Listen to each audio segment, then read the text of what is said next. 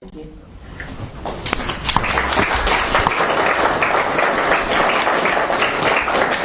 Well, thank you, Miriam.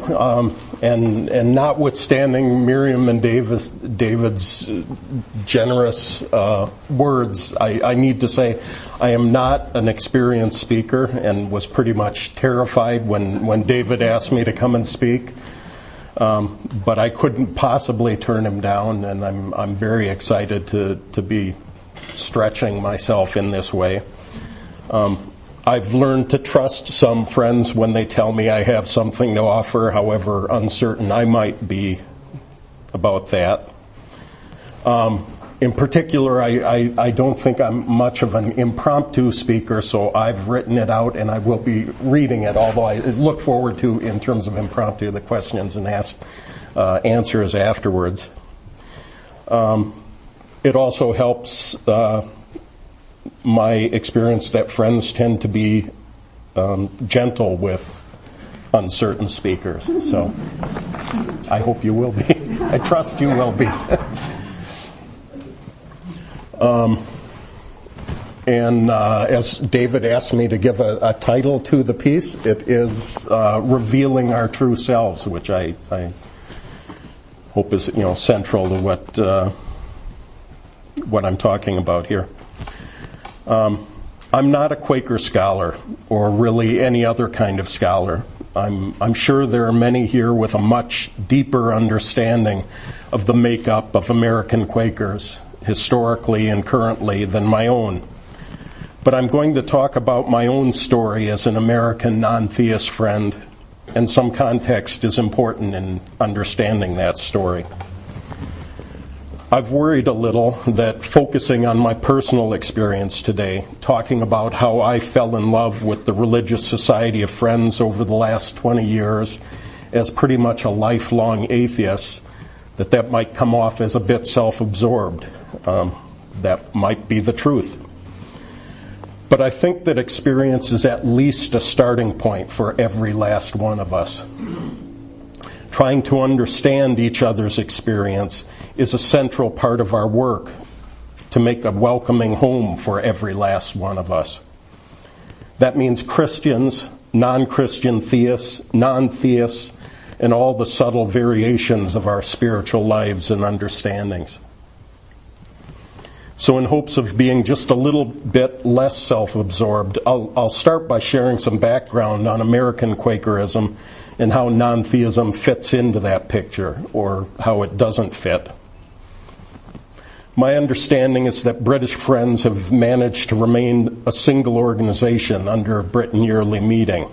North American Friends have not managed that.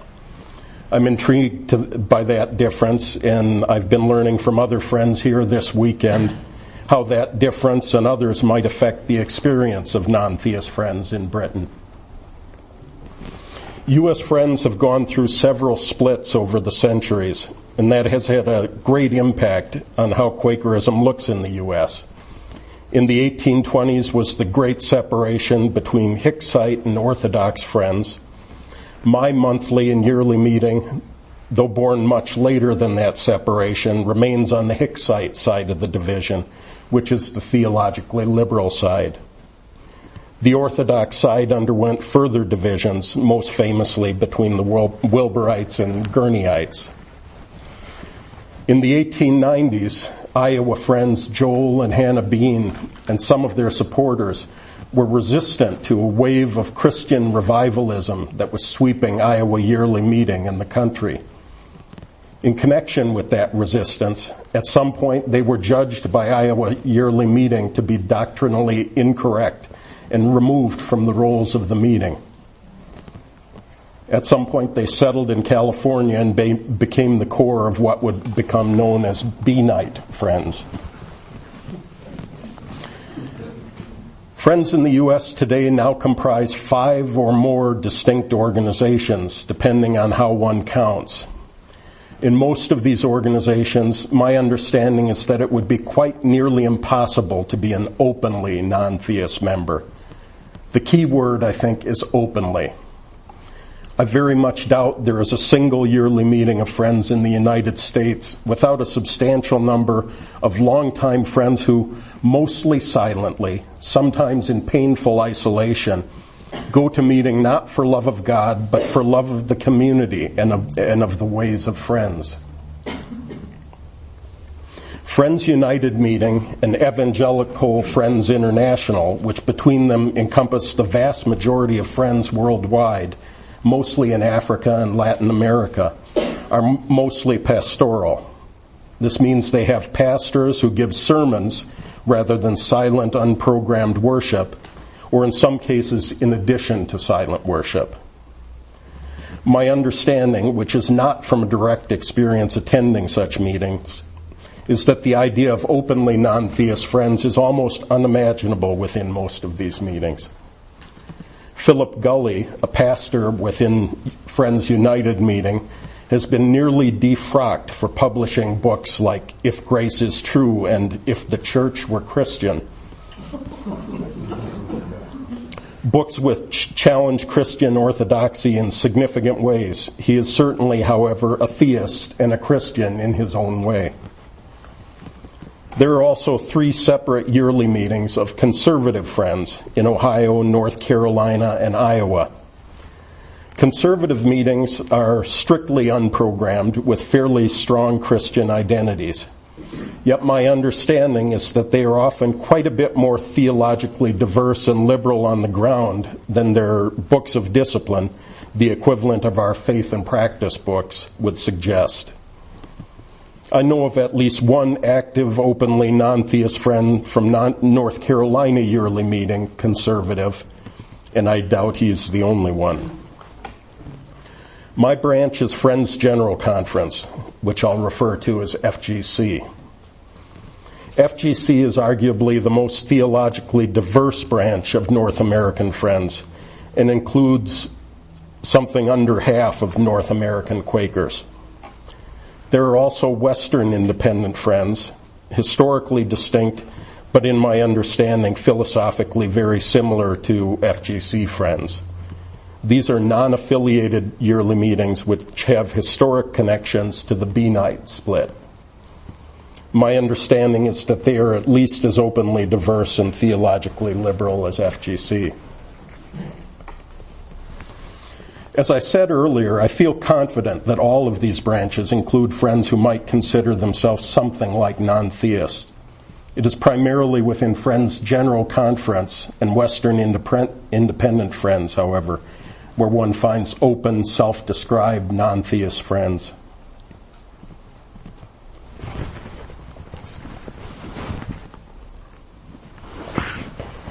The annual week-long gathering of Friends General Conference had the first explicitly named Non-Theist Friends workshop we know of in 1976, and then not again until 1996.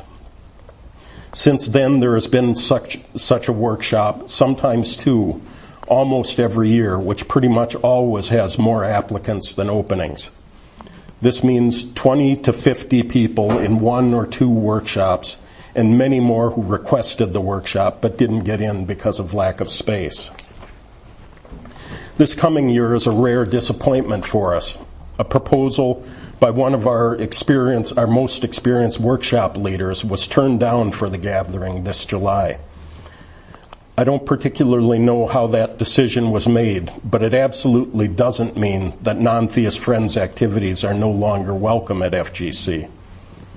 Every year there are far more proposals than room for workshops, and sometimes long-time popular workshops are turned down just to make room for new workshops, which might prove to be popular in the future.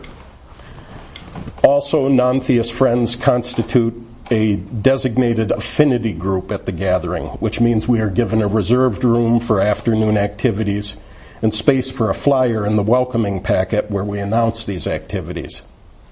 Those afternoon activities sometimes have 2, 3, or even 4 times as many attenders as our typical workshop. So by and large, the organization of Friends General Conference has been very open to non-theist friends, but there is definitely some controversy at gathering about our visible vocal presence.